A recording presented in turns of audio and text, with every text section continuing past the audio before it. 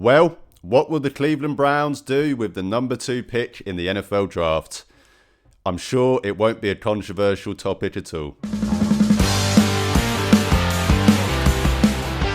Hey guys, welcome back to my channel, or if you are new here, then please do me a favour and hit that subscribe button. The NFL draft is under a month away now, and all the talk about, what the Browns should do with the second overall pick, it's all heating up. The debate between whether, the Browns should go quarterback at 2 or not is getting pretty lively on social media, to say the least, with some fans literally screaming at each other over it. So just know that you won't be shouted at for having, a different opinion on what the Browns should do over on this channel. Everyone is entitled to their own opinions, and I think having good faith, open dialogue about it is far more productive than, the nonsense that we've seen on social media the past few weeks. But I digress. The bookies essentially have it as a 2-horse race now between Abdul Carter and Travis Hunter as the pick at number 2 for the Browns. With Travis Hunter, the noise around him getting even louder the past week, especially after, Andrew Berry essentially spent 2 minutes salivating over him during his interview at the owners' meeting, as well as the, entire Browns contingent, it felt like, being at the Colorado Pro Day on Friday, and Dion saying that he expects either Shedeur or Travis to be a Brown. So certainly a lot of noise for Travis Hunter right now. I will do deep dives into both Carter and Hunter, as well as some of the other prospects the Browns will potentially be targeting in separate videos. But for now, I just wanted to give you a basic overview of where I'm at in terms of what I think the Browns should do with the number 2 pick.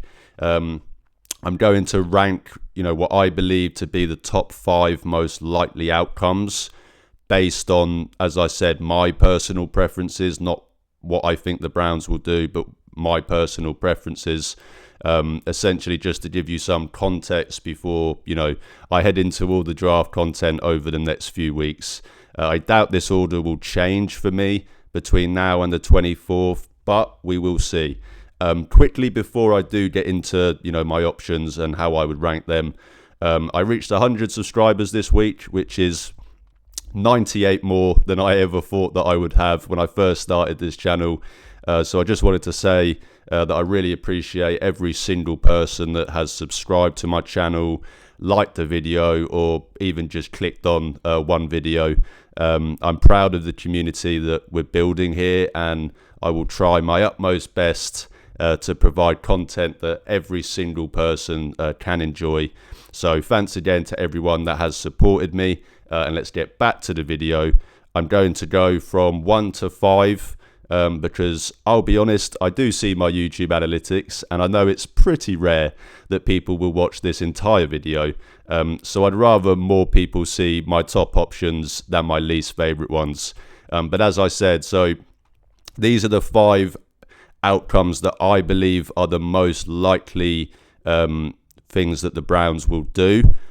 To be honest, I think these are the only 5. I will be very surprised if it's not one of these 5 things. And this is my ranking of those 5 in terms of my personal preference. So number 1 for me, the dream scenario with the number 2 pick would be a trade back for me. The dream scenario would be the swap picks with New York. If you could pick up 34 for them to come up 1 spot, likelihood that they would be doing that for a quarterback or maybe a Travis Hunter, and then you could still draft my top prospect anyway. That would be the dream outcome for me. I would probably drop to 6 with the Raiders for a future first. They've signed Geno Smith now. They've extended him. Maybe that's a sign that either they don't think they will be able to get any of the quarterbacks this year, or they're not interested in doing so. So I think this is certainly now more unlikely than it was before the Geno Smith signing. But let's say they want to come up from 6 to 2, whether that's a quarterback, whether that's someone else. I probably would do it for a future first round pick because I don't expect the Raiders to be that good next year. But again, with Geno Smith there now, it's certainly raised the floor. And I probably wouldn't trade back further than the Jets at 7, unless it's, an offer that is just too good to refuse. I think that's the kind of maximum range I would go, because then you could still potentially land one of my 3 top prospects in this draft, depending on how the quarterbacks go in that first 6. So as I said, I wouldn't want to drop down further than that unless the offer was pretty massive. Would the Jets want to come up? They don't have a quarterback, so maybe they're a target, a team that's looking to come up. Who knows? We'll have to wait and see. But as I said, a trade back would be the dream option. I think with the holes that the Browns have, if they could pick up some extra picks in that top 100s this year, and still get one of the top prospects in this draft, that would be the best outcome for me. So that is why that is number 1.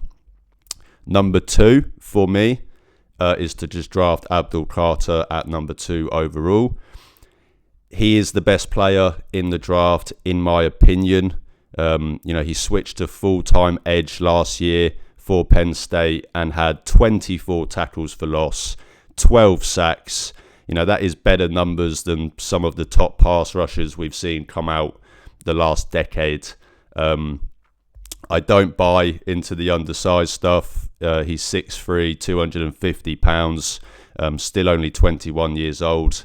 Heavier than Will Anderson was coming out, and how did that work out for the Texans? Pretty well. And the whole run stuff as well. He's more than competent against the run. People will claim that his highlight reels have no run stops. Like people are going on YouTube and watching highlights of people setting the edge. Of course, his highlight reels are his pass rush wins. That's the sexy part of his position.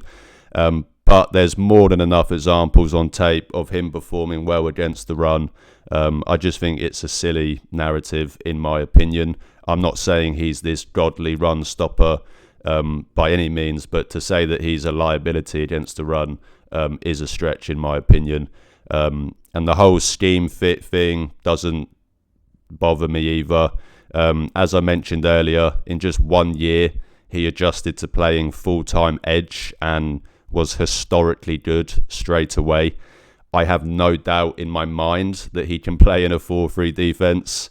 And, for anyone saying that the Browns don't need him because they have Miles, firstly, why wouldn't you want to pair Miles with a legitimate talent next to him?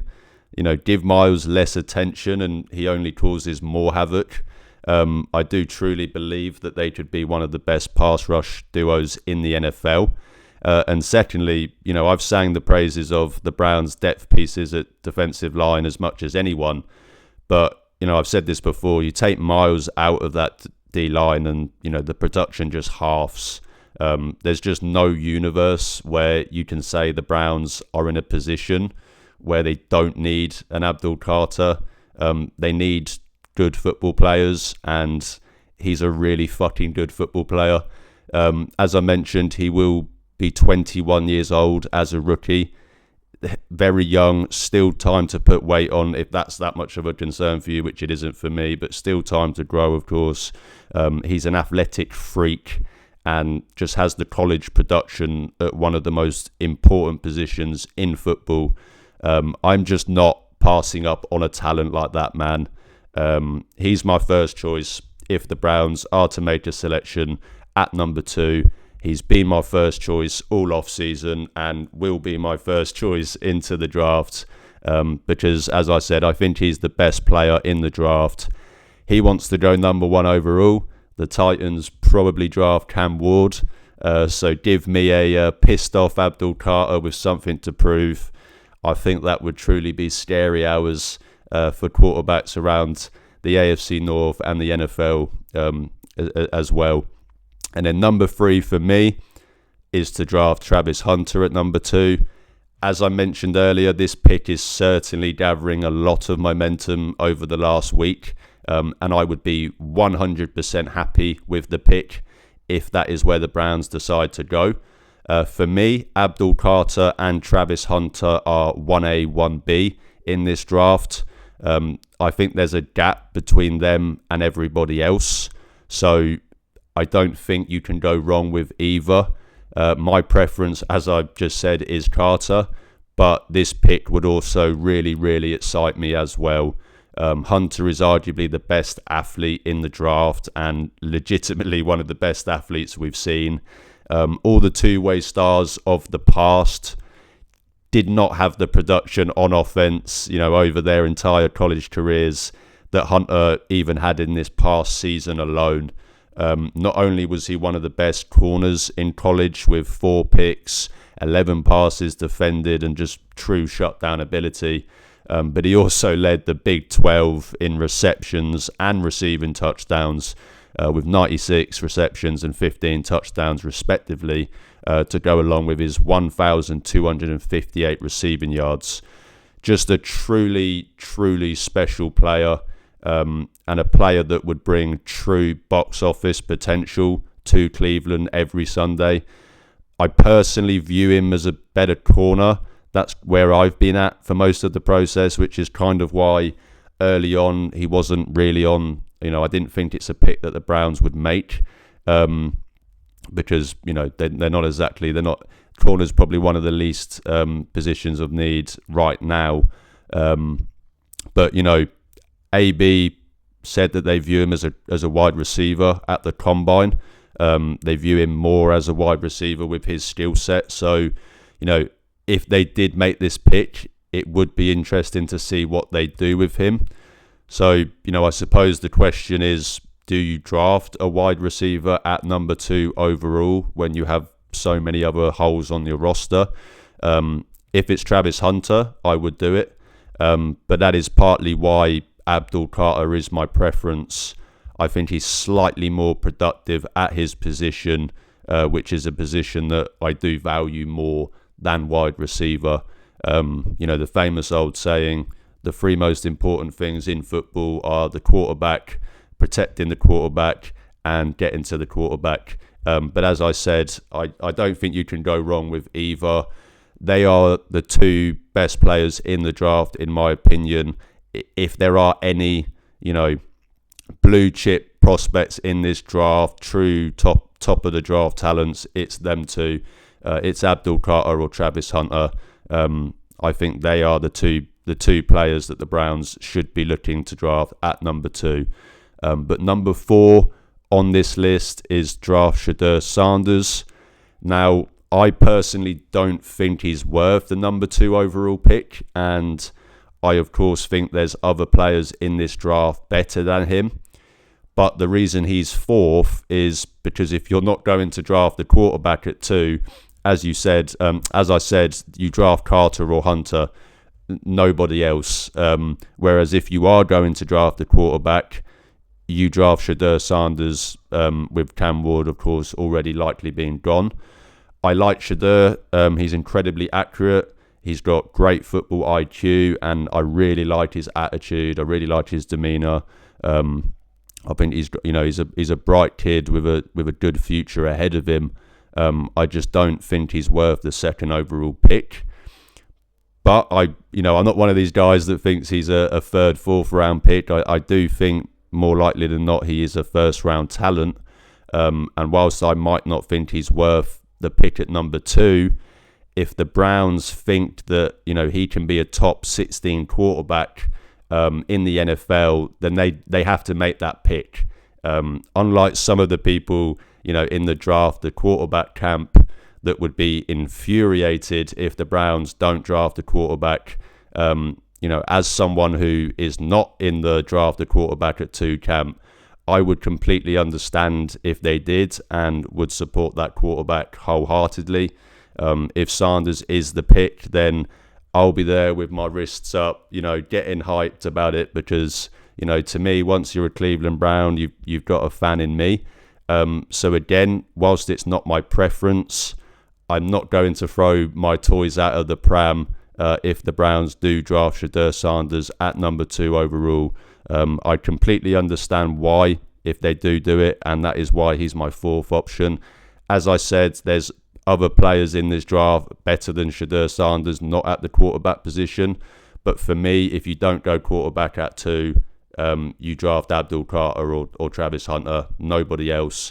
And if it is quarterback, Shedeur Sanders is the only one that, I mean, if let's say this is a Jackson Dart at 2 or a Tyler Slough, then yes, as I said earlier, I will support them wholeheartedly, but I will be there, pretty annoyed, scratching my head, wondering why have you reached. Whereas Shedeur, I would understand. I think he's the only one that I'd understand at number 2. Of course, if Cam Ward gets passed on at number 1, I would understand that as well. So I think those 2 guys, as I said, are the only 2 that would not make me be scratching my head at number 2. I would understand it, but wouldn't be my preference. And then number 5 for me, the least likely option that I think the Browns will consider that I want them to do is to trade up for the number 1 pick. I don't think the gap between Cam Ward and Shedeur is big enough to give up draft assets. Not sure any quarterback in this draft is worth giving up assets for. But if they were to do so, I'd rather trade back up into the 1st for a Jalen Milroe than I would, trade up to the 1st pick. Some people seem to think it wouldn't cost a lot, as they'd only be moving up 1 spot. But, they wouldn't just be moving up 1 spot. They would be staying ahead of all the other teams that would be potentially trying to move up as well. It would be stupid for the Titans not to demand whatever offer they get from another team from the Browns and say, well, either take it or get jumped by that team. So I'm just not interested. Browns have too many other holes on the roster to give up more draft assets, in my opinion. Thankfully, Andrew Berry said a trade up would be unlikely and spoke about trading back with much more intrigue. So I don't think it's something they will do. But if you're wondering why it's even on this list, it's because these are the only, as I said, these are the only 5 options that I think even have a 1% chance of happening. As I said with Shedeur, if the Browns don't go quarterback at 2, then they're drafting either Abdul Carter or Travis Hunter. Nobody else would be in that conversation. And if they do go quarterback, it's either Shedeur Sanders at 2 or trading up to number 1 for Cam Ward. Then, of course, the only other option to make that up would be a trade back. So, I will probably do a video on like trade back options and include kind of what prospects that I'd be targeting at those trade back ranges as well. But for now, those are the only 5 options that I think the Browns will consider with the number 2 overall pick. And that is how I would rank those options. So just to quickly go over that again, order of my preference out of the 5 options I think are on the table for the Browns. Number 1 for me is trade back. Number 2, draft Abdul Carter. Number 3, draft Travis Hunter. Number 4, draft Shedeur Sanders. And number 5, trade up for the number 1 pick. But that will do it for me today, guys. I've not been able to release as much content as I would have liked over the past week due to just some work commitments and getting things sorted at my new place. You know how it is. But my schedule was somewhat cleared up in time for April as we lead up to the draft. So I'll be doing loads of more, in-depth content on the draft and different prospects and all of that good stuff. But as I said at the start, I just wanted to get this video out first so you have an idea of where I'm at before we head into what will be a crazy few weeks of draft talk. But if you do enjoy my content, then please drop this video a like, hit that subscribe button. It's free, but it really helps out my channel. You can also check the links in the description to see where you can follow and interact with me on social media. As I always say, I'm trying to build a community of Cleveland Browns fans, and even if I only get to talk to 1 fan a day, I'm happy because I'm talking Browns football with the best fan base in the world. Thanks again for watching, guys. Thank you so much for 100 subscribers. It really means a lot. But most importantly, go Browns.